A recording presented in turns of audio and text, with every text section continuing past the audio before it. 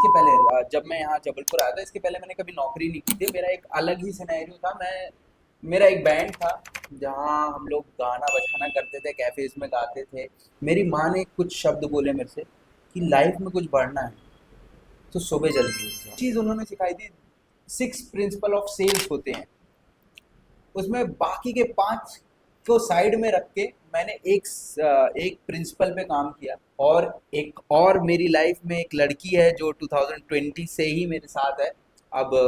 नमस्कार जबलपुर, स्वागत है आपका एक बार फिर से हमारे इस पॉडकास्ट में। आज मैं आपको लाने वाला हूँ एक ऐसी पर्सनालिटी से जिन्होंने अपने सपनों को छोड़कर वापस जबलपुर आए और फिर से एक न्यू ड्रीम देखा और आज सक्सेसफुल अपने सपने को पूरे कर चुके हैं। 3 से ज़्यादा बिजनेस रन कर रहे हैं सक्सेसफुली। स्वागत करता हूँ हमारे इस पॉडकास्ट में आपका। शशांक भाई, सबसे पहले तो मैं जानना चाहूँगा, मैं जानता हूँ आपको और बहुत सारी ऑडियंस हमारी जानती है आपको, तो मैं चाहूँगा थोड़ा सा एक ब्रीफ इंट्रोडक्शन अपने बारे में बताइए आप। देखिए, मैं तो जबलपुर का लड़का हूँ, ठीक है।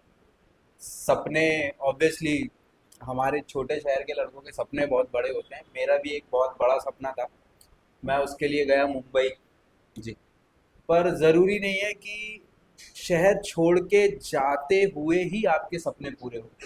कई बार ऐसा भी होता है कि आप अपने शहर से भी अपने सपने पूरे कर सकते हो। कोविड आया, वहाँ पे जो चल रहा था वो बंद हो गया, वापस आना पड़ा।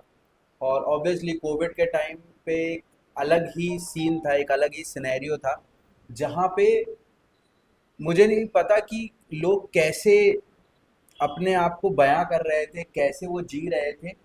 पर मुझे इतना पता है कि जब मैं घर वापस आ रहा था तो मुझे ये फील हो रहा था कि जैसे नहीं, एक छोटा सा चींटी या चींटियों का पहाड़ होता है जहाँ पे वो पानी डालो तो चींटी भागती है, वैसा इंसान भाग रहा था। जी। वहाँ पे जब मैं था तो मुझे ऐसा लगा अगर इफ़ इन केस मुझे कुछ हो जाएगा तो मेरे माँ बाप शायद मेरी शक्ल भी नहीं देख पाएंगे। खैर वो तो अलग बात है, बट हाँ, ऑब्वियसली वहाँ पे काम बंद हो चुका था। हम वापस जबलपुर आए और जबलपुर में उम्मीद जो होती है, छोटी सी उम्मीद यही थी कि माँ बाप ने कंधे पे हाथ रखा और बोला कि तुम जो करोगे सही करोगे। जी। और आज 5 साल हो गए हैं, चीज़ें बहुत अच्छी है लाइफ जी। जैसे आप मुझे जानकारी है कि आप 3 से ज़्यादा बिजनेस रन कर रहे हैं, में। राइट। तो कंसिस्टेंसी और टाइम मैनेजमेंट को कैसे मैनेज कर पाते हैं? देखिए, 3 से ज़्यादा बिजनेस तो ऐसा है कि वेंचर्स हैं, आप समझ लीजिए। सेल्स मैंने सीखी, मेरे गुरु हैं विपिन तिवारी जी, उन्होंने मेरे को रियल एस्टेट की सेल्स सिखाई है। और बहुत ही प्यार से उन्होंने मेरे को सिखाया है। और मैं बोलता हूँ अपने आप को, I am a good learner. जी। चाहे वो छोटा बच्चा भी क्यों ना हो या कोई बड़ा भी क्यों ना हो, मैं कुछ ना कुछ सीखता हूँ। और जो मेरे गुरु जी हैं, उन्होंने जो मेरे को सिखाया है रियल एस्टेट के बारे में, बहुत अच्छे से मैंने सीखा है, समझा है। और एक चीज़ उन्होंने सिखाई थी, 6 प्रिंसिपल ऑफ सेल्स होते हैं, उसमें बाकी के 5 को साइड में रख के मैंने एक प्रिंसिपल पे काम किया, वो है एम्पैथी। वो जादू की तरह आया जी। और वो मुझे बढ़ाने लगा। मतलब एम्पैथी ऐसी चीज़ है जहाँ पे आप लोगों के बारे में सोचते हो। और रियल स्टेट में जबलपुर में उस समय लोगों के बारे में कोई नहीं सोच रहा था, सिर्फ सोच रहे थे अपने पैसों के बारे में कि हम इनको प्रोडक्ट बेच देंगे, ठीक है, हमको पैसा मिल जाएगा। मैं इस तरीके से नहीं सोचता। मैं सोचता हूँ कि जो भी प्रोडक्ट है, क्या वो सही है सामने वाले के लिए। सिर्फ लेन देन और ट्रांजैक्शंस की बात नहीं है, मेरे साथ बात है कि क्या आपका प्रॉफिट हो रहा है। और ये एक जादू की छड़ी की तरह क्योंकि मेरी ज़िंदगी में काम किया है। जी। तो मैं समझता हूँ कि उन्होंने जो भी सिखाया मेरे को बहुत अच्छा सिखाया है। और बढ़ने में एक बहुत बड़ा हाथ माँ बाप के बाद मेरे गुरु का भी है, जी। ठीक है। और एक और मेरी लाइफ में एक लड़की है जो 2020 से ही मेरे साथ है अब। मेरी बीवी भी है, उसका भी बहुत बड़ा हाथ है, बिकॉज इन लोगों ने कभी भी मेरे को पुल नहीं किया। और ऐसा भी नहीं है कि चीज़ों को लेके समझाया ना हो, वो बस इतना बिलीव करते हैं कि तुम जो करोगे हमें पता है तुम बेस्ट करोगे, और वो बेस्ट भगवान की दया से चलता है। जी।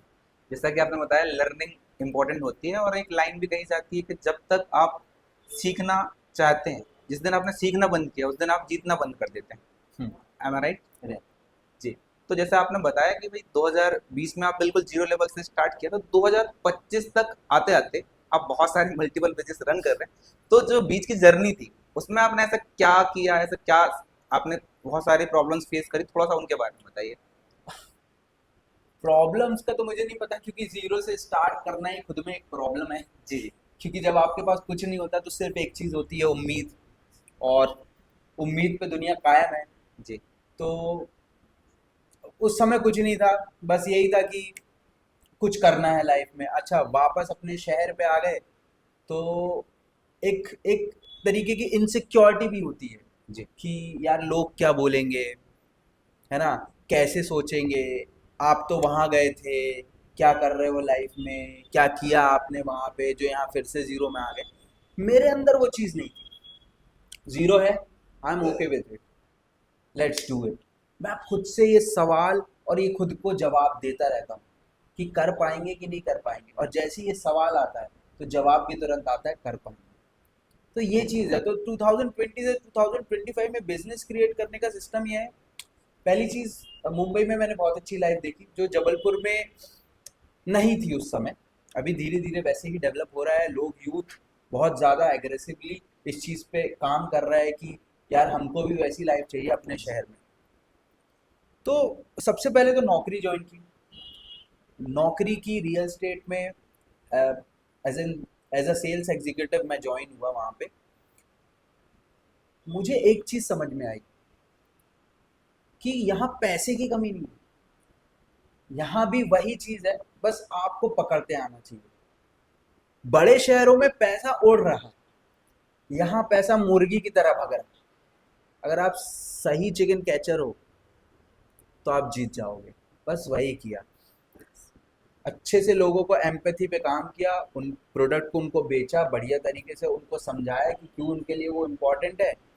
वन का टू, टू का थ्री, टू का फोर होता रहा। और फिर अपनी स्किल्स जो थी उनको थोड़ा सा डेवलप किया। जैसे डिजिटल मार्केटिंग भी हम कर रहे हैं। Digital marketing, proper digital marketing scenario में नहीं है, बेसिकली रियल एस्टेट में करते हैं। कंटेंट क्रिएटर में काम कर ठीक रहे है, रियल एस्टेट में काम कर रहे हैं। और 2020 मैं पहला ऐसा बंदा था, उसके पहले आप कोई भी फेसबुक, इंस्टाग्राम कुछ भी उठा लो, I am the one who started here real estate marketing from Facebook and Instagram. और किसी को ये बात नहीं पता थी। और वो आज के दिन आप देख सकते हो कि पूरा जबलपुर, हेलो मेरे दोस्तों, आया हूँ, मैं लाया हूँ आपके लिए घर। तो पूरा जबलपुर ये कर रहा है, और ये बहुत अच्छी बात है, दिल से खुशी भी होती है। पर कई बार लोग उसको गलत तरीके से ले रहे हैं। जी। ठीक है, लोगों को गुमराह नहीं करना चाहिए। मेरा ये सजेशन है, जितना भी यूथ एडवर्टाइजमेंट चला रहा है रियल स्टेट का, आप पहले 2000, 3000, 4000, 5000, 15000, आपको जितना भी पैसा मिल रहा है, कोई आपका ऐड देख के वो घर लेने वाला है, उसके पेपर्स की पूरी जानकारी लीजिए, वो सही है या नहीं ये पता कीजिए, फिर ही उसका ऐड कीजिए। क्योंकि आपको देख के लोग भ्रमित हो सकते हैं।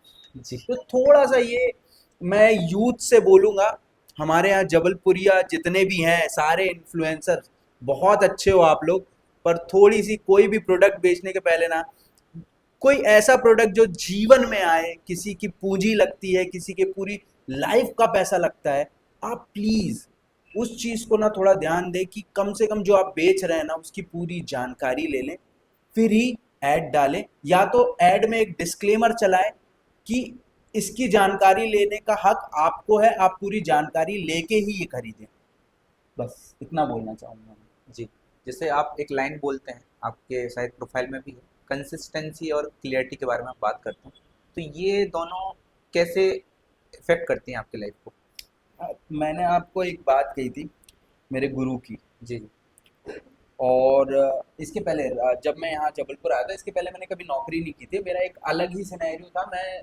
मेरा एक बैंड था जहाँ हम लोग गाना बजाना करते थे, कैफेज में गाते थे, बहुत ही मज़ा करते थे, फन करते थे। तो कंसिस्टेंसी और टाइम मैनेजमेंट ज़ीरो था। हो गया तो हो गया, नहीं हुआ तो चलो ठीक है, जाने दो, ऐसा था। बट यहाँ पे सबसे बड़ा गुरु होती है माँ। जी मेरी माँ ने कुछ शब्द बोले मेरे से कि लाइफ में कुछ बढ़ना है तो सुबह जल्दी उठ जाओ। और एक्चुअली मैं जब से ये फॉलो कर रहा हूँ, आप समझो लाइफ बहुत ऊपर जा रही है, जाती जा रही है। जब से ये फॉलो कर रहा हूँ, मैं मेरी माँ की बात को फॉलो करता हूँ। उन्होंने जब भी मेरे से बोला कि ये करना है, मैंने बोला ठीक है ये करना है। अच्छा, क्या होता है ना, माँ बेटे और माँ बाप की कभी कभी अनबन लगी रहती होती रहती है है। ना, छोटी मोटी, बट हमारे यहाँ ऐसा है कि मेरे फेसबुक पोस्ट, चाहे मैं कुछ भी करूँ, उसमें सबसे पहले कमेंट करने वाले मेरे माँ बाप ही होते हैं। ये मेरे लिए बहुत बड़ी बात है, ऐसा है। और सवाल आपका ये था कि क्या, क्लियरिटी। क्लियरिटी। तो कंसिस्टेंसी तो माँ के बोलने पे आई है, और क्लियरिटी आई है जब मैं 27 ईयर्स का था, मतलब 2020 में, कि लाइफ में अब करना क्या है, कोविड के बाद। तो कंसिस्टेंसी के लिए मैं ये बोलना चाहूँगा कि किसी भी चीज़ का टाइम मैनेजमेंट अगर आप कर लोगे ना, तो आप कंसिस्टेंट हो जाओगे। और थको नहीं, हारो नहीं, डरो नहीं, बस करते चलो। आपको एक दिन पता भी नहीं चलेगा कि आप उसके एक्सपर्ट बन चुके हो, और दुनिया आपके कदम चूम रही है कि भाई कहाँ से लाए ये नॉलेज, ये चीज़। जी, जैसा कि अभी मैंने देखा आपका बहुत ज़्यादा एक पोस्ट वायरल हो रही है और बताओ को लेकर के, तो इसमें मैं कंफ्यूज हूँ और सोशल मीडिया में भी कंफ्यूजन है कि आपको और बताओ में देखा गया है, तो ये उसका क्या कनेक्शन है आपका और बताओ को लेकर के? आ, और बताओ, देखो यार, मैं जैसा कि बताया कि मैं सिंगर था, है जी। ना, मेरा बैंड था, मैं क्रिएटिव फील्ड से भी हूँ, ठीक है, मैं लिखता भी हूँ, और मैं पोएट्री भी करता हूँ, जी। ठीक है। तो क्या होता है कि लोगों को, कुछ दोस्तों को ये बातें पता है। अच्छा, और दूसरा क्या है, हमारी मार्केटिंग एक अलग लेवल पे है। जो लोग बोलते हैं कि आप कंटेंट बढ़िया बनाते हो, और कंटेंट इज किंग, जी। ठीक है। तो लोगों को पसंद आ रहा है, मैं बोलता हूँ भाई मेरा तो बिजनेस है, मेरे को तो उसमें से थोड़े बहुत भी रिजल्ट मिलते हैं, तो मेरे को आप जितना सोचते नहीं हो उससे बहुत ज़्यादा फायदा होता है, ठीक है। तो मैं 2,000 4,000 5,000 के एड्स में नहीं जाता हूँ, ठीक है। मैं जाता हूँ जिसमें कि कंटेंट बनाना है, मेरा प्रोडक्ट बिके, और ऑब्वियसली उसके बारे में बहुत स्टडी करता हूँ तो ही वो प्रोडक्ट बेचता हूँ। ये सब चीज़ें रहती हैं। तो और बताओ का सीन ऐसा हुआ कि मेरा एक दोस्त है, मतलब मेरा जिगरी यार है, छोटा भाई कह लो, सागर। वो, आप मेरे साथ उसको पॉडकास्ट में देखते रहे, पॉडकास्ट बोल रहा हूँ, सॉरी, आप मेरे साथ रील्स उसको वगैरह में। रील्स वगैरह में देखते रहते होगे। तो वो एक दिन मेरे पास आया कि भैया 12 अक्टूबर को एक शो हो रहा है, और बताओ। तो मैंने बोला ठीक है। बोलता है आपको उसमें परफॉर्म करना है। मैंने बोला ठीक है, कर लेंगे। अच्छा, मेरे अंदर भी एक कीड़ा है जो जागा ही रहता है, क्रिएटिव फील्ड वाले लोगों के अंदर एक कीड़ा रहता है जो हमेशा चलता रहता है। बोलते जब मौका मिले तब स्टेज पे खड़े हो जाओ। मैं बोला ठीक है, कर लेते हैं। फिर वो जिन्होंने ऑर्गेनाइज किया था, द इवेंटर्स करके एक ग्रुप है, गौरव और सौरभ और शायद नमन कोई है उसमें, तीनों मिलके वो ग्रुप चला रहे हैं, और भी टीम है बड़ी जी। उनसे उन्होंने मिलाया, मैं मिला उनको, बहुत अच्छा लगा मुझसे मिलके, मुझे उनसे बहुत अच्छा लगा मिलके। तो उन्होंने बोला कि भैया आप अपने लेवल पे कुछ प्रमोशन कर सकते हो, मार्केटिंग कर सकते हो, क्या हमारी हेल्प कर सकते हो, बिकॉज ये पहला शो था उनका। जी। तो मैंने बोला मैं हेल्प करूंगा। तो थोड़ा मार्केटिंग, थोड़ा फाइनेंशियल, ऑब्वियसली क्योंकि यूथ बढ़ रहा है और मेरे को खुशी मिलती है इस बात से। तो हमने उनकी हेल्प की। शो हाउसफुल रहा, सक्सेसफुल रहा, बहुत तारीफें हुई गौरव और सौरभ की, ठीक है, इवेंटर्स की, नमन की बहुत तारीफ हुई। वहाँ पे और भी लोग काम करते थे, जैसे मुझे जहाँ तक याद है रत्नेश भाई करके एक हैं, बहुत अच्छा काम कर रहे हैं, मोंटी बहुत अच्छा काम कर रहा है, ठीक है। एक डीजे वाला आया हुआ मुनमुन डीजे करके है, वो भी बहुत अच्छा काम कर रहा है।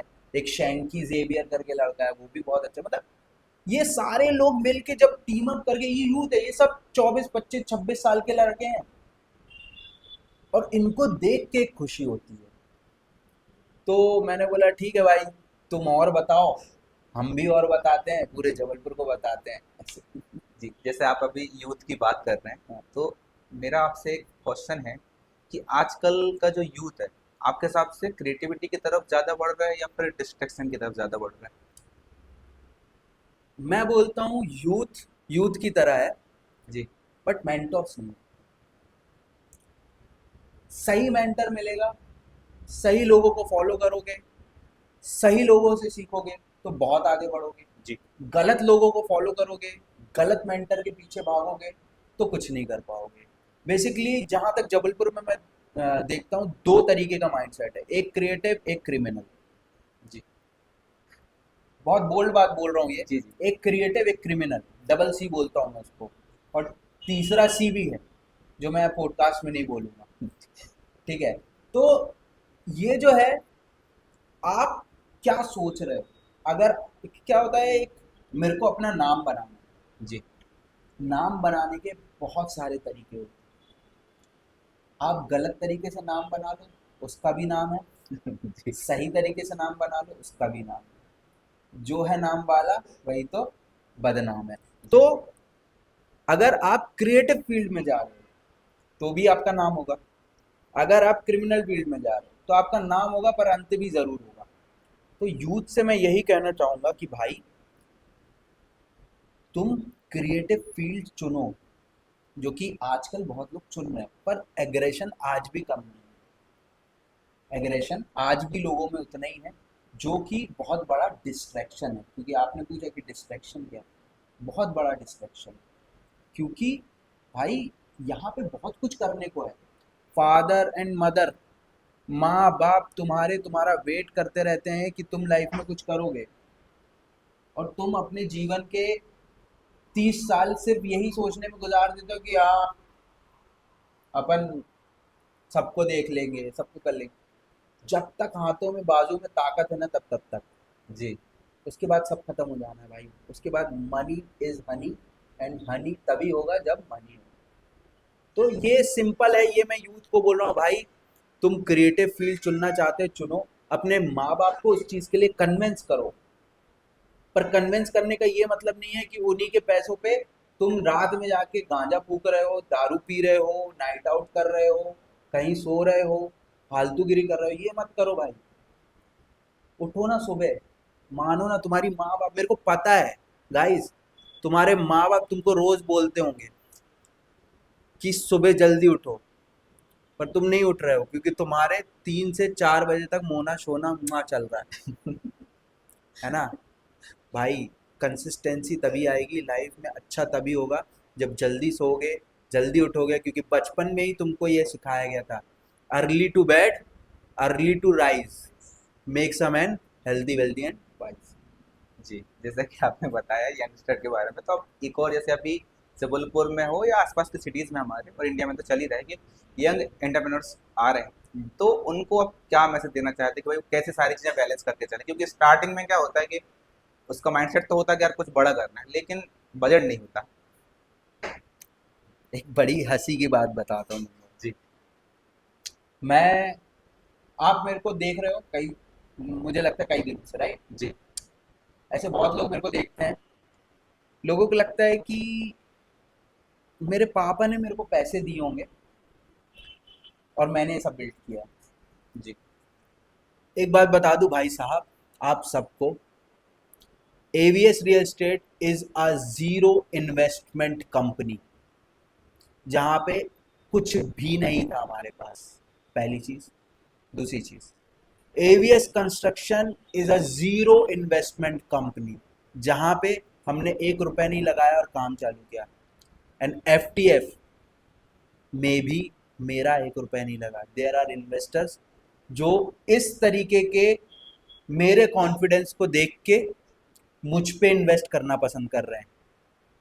सो पैसा नहीं है आपके पास, कोई बात नहीं, बिलीव होना चाहिए।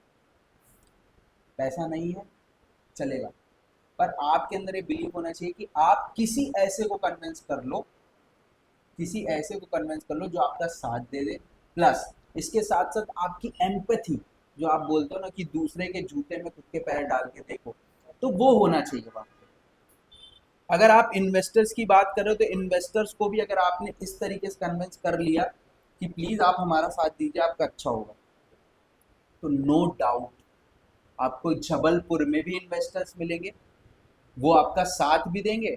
पर आपका ईमानदारी से काम है उनके इन्वेस्टमेंट को बढ़ाना। ये हो सकता है। जी, बिल्कुल हो सकता है। अगर हम ईमानदारी से अपना काम करें तो सामने वाला तो फिर अपना साथ देगा ही देगा। बिल्कुल। जैसे कि अगर मैं आपको बोलता हूँ कि आप 3 लोगों को बुलाना है हाँ स्टेज में, जैसे आपका ओपन माइक शो हो रहा है, हाँ हाँ। तो 3 लोगों को आप स्टेज में देखना चाहते हैं, ठीक तो है। वो कौन 3 होते और क्यों होते? वो सबसे पहले तो मैं स्टेज पे बुलाऊंगा अश्विक को। अश्विक एक है जबलपुर में, आई थिंक 12-14 साल का लड़का है। He is a good singer, guitarist as well. वो जब स्टेज पे आता है, अभी के टाइम पे उसमें जो चाम है भाई, वो पूरी ऑडियंस ना उसी में खो जाती है। तो Ashvik is the one, number one मेरे लिए अश्विक है, जिसको मैं स्टेज पे देना चाहता हूँ। दूसरा है एक मेरा ही दोस्त है, सागर और शानू, दोनों स्टेज परफॉर्म कर चुके हैं, पर इनको बहुत बड़ा प्लेटफॉर्म नहीं मिला है, क्योंकि ये अभी एनालाइज ही नहीं कर पा रहे कि क्या करें क्या ना करें। जी। तो इनको मैं स्टेज पे देखना चाहता हूँ। और तीसरा जो है, तीसरा है तरुण शराफ, कॉमेडियन है। अभी जबलपुर से इंदौर चला गया था, अभी कुछ दिन पहले फिर जबलपुर आया है। बहुत ही अच्छा कॉमेडियन है। मुझे लगता है कि उसको मौके मिलने चाहिए। बोलने का तरीका बहुत अच्छा है। यूथ धीरे धीरे तरुण को समझेगी भी। मुझे ऐसा लगता है कि Tarun is the one, third place पे, जिसको मैं ओपन माइक में सबसे पहले खड़ा करना चाहता हूँ। तो अश्विक, सागर एंड शानू और तरुण, ये मेरे साइड से। जी, 3 लोग को मतलब आप चाहते हैं। और बिल्कुल। आपकी एक फेवरेट लाइन कही जाती है जी। कि बॉडी हो या बिजनेस, हम्म। दोनों एक ही रूल से चलते हैं। हाँ बिल्कुल सही है। जी। बॉडी और बिजनेस दोनों एक ही रूल से इसलिए चलते हैं क्योंकि बॉडी बनाने के लिए आपको चाहिए टाइम मैनेजमेंट, कंसिस्टेंसी, ठीक है। इसके बाद चाहिए क्या? डिसिप्लिन। जी। और बिना डिसिप्लिन के कोई भी चीज़ नहीं चलती है। तो इसलिए मैं कहता हूँ कि बॉडी और बिजनेस दोनों एक ही रूल से चलते हैं, और रूल्स में बहुत सारे रूल्स अलग हैं जो आपको मानने पड़ेंगे। कहा जाता है कि सक्सेस साइलेंट होती है, तो आपका क्या मानना है, साइलेंट होती है या फिर लाउड होती है? सक्सेस समुंदर की तरह है, लहरों के जैसे आवाज करती है और उसकी गहराइयों की तरह चुप रहती है। तो सक्सेस बेसिकली, लहर जब वहां तक पहुंच जाओगे तो लहरों के जैसे आवाज करेगी, पर वो जो गहराई है कोई नाप नहीं पाता। मेरे लिए सक्सेस वो। जी। जैसे आपने अभी सक्सेस के बारे में बताया, बिल्कुल। तो सक्सेस का एक पैराग्राफ होता है जो मुझे ऐसा लगता है कि ये ट्रू ही है, आपको भी लगा होगा कि ये हम यहाँ से स्टार्ट करते हैं जीरो से, फिर ऊपर जाता है, फिर नीचे आता है, फिर ऊपर जाता है, फिर ऊपर नीचे होता रहता है। तो आपके हिसाब से जब वो ऊपर नीचे हो रहा है, तो उस टाइम पे हमें क्या करना चाहिए, कैसे पेशेंस को मैनेज करें? एक क्वेश्चन है जो मैं पूछता रहता हूँ अपने साथ में जितने लोग हैं। जी। मजा आता है जब नए लोग जुड़ते हैं, तो मैं उनसे पूछता हूँ कि जीवन का सबसे बड़ा दुख क्या है, बताइए। जीवन का सबसे बड़ा दुख यही है कि मुझे ऐसा कुछ लगता नहीं है, आदमी निराश और हताश जल्दी हो जाता है, मुझे ऐसा लगता है। जीवन का सबसे बड़ा दुख है जीवन, और जीवन है तो दुख होगा। हो गई होगा। जब ग्राफ अप जाएगा तो नीचे आएगा। आएगा ही आएगा। तो अगर जो भी कोई ये एक्सेप्ट कर लेगा, वो खुशी खुशी जीवन जिएगा। जिएगा। पर जिसको ये एक्सेप्टेंस नहीं है, जो ग्राफ में सिर्फ ऊपर जाना चाहता है, वो रोता रहेगा। जी। क्योंकि दुख, जीवन और एक चीज है, मतलब जीवन और दुख सेम पैरेलली चल रहे हैं। अच्छा, लोग बोलते हैं सुख, वो भी पैरेलल चल रहा है, पर लोगों का ध्यान देखना, समझना कि अगर कोई तुमको फूल मारेगा, तो तुमको जो दर्द हुआ फूल से, वो ज्यादा पता चलेगा, ना कि तुम ये सोचोगे कि किसने तुमको फूल मारा। समझना, ये बहुत गहरी बात है कि कोई अगर तुमको फूल मार दिया, तो तुमको उसका दर्द ज्यादा दिखेगा। ऐसे ही जीवन है, उसमें दुख ज्यादा दिखता है, इतना बड़ा होता नहीं। जी। अब एक एग्जाम्पल समझ लो कि आज मुझे कुछ करना था पर मैं वो कर नहीं पाया। इट्स ओके, कल कर लेंगे यार, जी। परसों कर लेंगे, नरसों कर लेंगे। ये सोच लोगे तो दुख खत्म हो गया। अब जी। क्या बचा आगे की बात, मतलब सुख। ये लोग नहीं सोच पाते, इतने गहराई में जा नहीं पाते, इसलिए थोड़ा सा परेशान होना पड़ता है। जी। तो अप डाउन वाला जो ग्राफ है ना, वो होगा। वो लाइफ का पार्ट है। वो तुम्हारे साथ बस नहीं, इस दुनिया में जीवन में जितने भी लोग हैं सबके साथ होता है। सबका एक अपना अपना पैराग्राफ होता है, ठीक है, अपना अपना लाइन होती है जहाँ पे लोग पहुँचने के बाद नीचे आते हैं, फिर ऊपर जाते हैं, फिर नीचे आते हैं, और कोई इतनी ऊपर चला जाता है कि आप उसको काउंट ही नहीं कर पा रहे कि वो नीचे ऊपर कब हो रहा है, पर होता सब है। जी, बहुत अच्छा लगा, आपने बहुत सारी चीज़ें बताई, हमारे यूथ को भी बहुत सारी चीज़ें समझ में आई। अब हम एक गेम खेलना चाहते हैं, जी, क्या आप रेडी हैं गेम? बिल्कुल बिल्कुल जी, बिल्कुल। इसको हमने नाम दिया रैपिड फायर राउंड। इसमें मैं आपको कुछ क्वेश्चंस पूछूंगा ठीक है। और आपको उसका बहुत ही जल्दी शॉर्ट में आंसर देना हाँ, पर मैं इसमें थोड़ा सा वीक हूँ, चलिए पूछते है। हैं। ओके चलिए। तो पहला मेरा क्वेश्चन है कि आप जैसे जिम में मिरर के सामने पोज देते हैं, तो वो अच्छा लगता है या फिर स्टेज के सामने माइक में बोलना? भाई मेरे को तो दोनों अच्छा लगता है, क्योंकि जिम जाता हूँ तो बिना मिरर के काम नहीं होता, जी। और माइक तो मुझे हमेशा से पसंद है, तो दोनों पसंद है मुझे। अगर जैसे जिम से आपको फ्री टाइम मिलता है, तो आप नेटफ्लिक्स देखना पसंद करेंगे या फिर कुछ लो नोटबुक में कुछ लिखना पसंद करेंगे?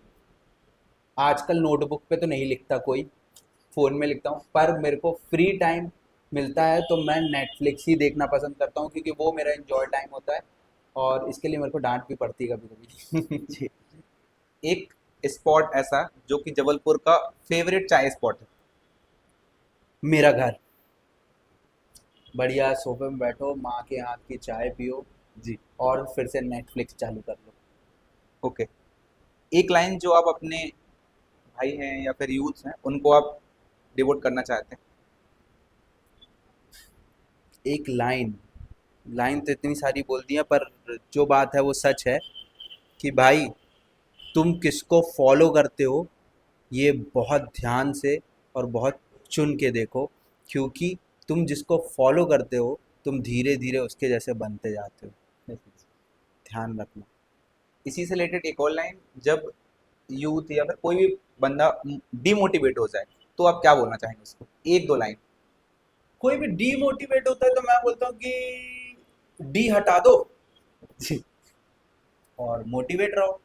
मोटिवेशन काम नहीं आता, मोटिवेशन एक तरीके के माचिस जलाते ना, माचिस, जी। मोटिवेशन वैसा है। सेल्फ मोटिवेशन जरूरी होता है मेरे हिसाब से। मोटिवेशन, मैं मोटिवेशन को बहुत बड़ा, एक लाइफ में बहुत बड़ा, ये बोल सकते हैं कि चेंज नहीं मानता हूँ। मैं मानता हूँ डिसिप्लिन, जी। कंसिस्टेंसी। अगर आपके अंदर डिसिप्लिन है, कंसिस्टेंसी है, तो आपको अपने आप को मोटिवेट रखने की ज़रूरत नहीं पड़ेगी, आप खुद ही वो करते जाओगे। पर आपके अंदर डिसिप्लिन, कंसिस्टेंसी नहीं है, तो आपको अपने आप को मोटिवेट करना पड़ेगा। पर मोटिवेशन सिर्फ एक तीली है जो जल्दी ख़त्म हो जाती है जल के। आपको दिया बनना है भाई। जी। एंटरप्रेन्योर्स हैं जो जबलपुर के, उनको क्या चीज़ें सीखनी चाहिए? मैं इतना बड़ा तो नहीं हूँ कि जबलपुर के सारे एंटरप्रेन्योर्स को ये चीज़ें सिखा दूँ, जी। बहुत बड़े यंगस्टर बड़े। है जो अभी न्यू स्टार्ट कर रहे हाँ, जो नए नई नई चीज़ें स्टार्ट कर रहे हैं उनके लिए मैं ये बोल सकता हूँ कि भाई, एक होता है ट्रैकिंग।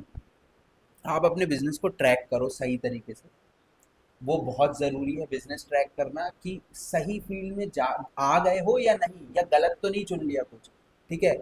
जबलपुर का जो मार्केट है जितना मैं समझता हूँ बहुत ही घूमा हुआ है, जलेबी की तरह, सीधा नहीं है, घूमा हुआ है जलेबी की तरह, तो उसको समझना इज़ लाइक आपको लोगों से पीआर बहुत स्ट्रॉन्ग करना पड़ेगा, पब्लिक रिलेशन बहुत अच्छा बनाओ, लोगों से इंटरेक्ट करो, मिलो, और फिर जाके तुम्हारा सिस्टम बनेगा। सिर्फ और सिर्फ अगर ये सोचो कि डिजिटल एड्स डाल देंगे, सारी चीज़ें कर देंगे, हम दिखने लगेंगे, हीरो बन जाएंगे। हीरो बनो अपने माँ बाप के पास, वही तुम्हारे असली हीरो हैं और तुम उनके हीरो, समझे। हैं। जी। अभी और बताओगे, आपने अभी एक एडिशन लिया, तो मैं जानना चाहूँगा कि नेक्स्ट जो एडिशन रहेगा वो कब आएगा और कहाँ पे होने वाला है? आपको आ, आइडिया है? उसको आइडिया तो मुझे नहीं है, पर हाँ एक बात मैं बताना चाहता हूँ कि एक शो मैं भी कराने वाला हूँ जल्दी। जी। अभी तो नहीं, पर 2 या 2.5 या 3 महीने के आसपास, जिसका रहेगा और क्या बताएं, जी। ठीक है ना। बहुत बढ़िया। कुछ लाइन जो आप बोलना चाहेंगे और बताओगे अंदाज में, लेकिन वो लाइन आपको मैं दूंगा। अच्छा। जी। हाँ बोलिए। तो ये कुछ लाइनें हैं, हम्म। ये मैं इंस्पायर हुआ हूँ, निदा फाजिल करके एक मैम है, हाँ हाँ। उनसे।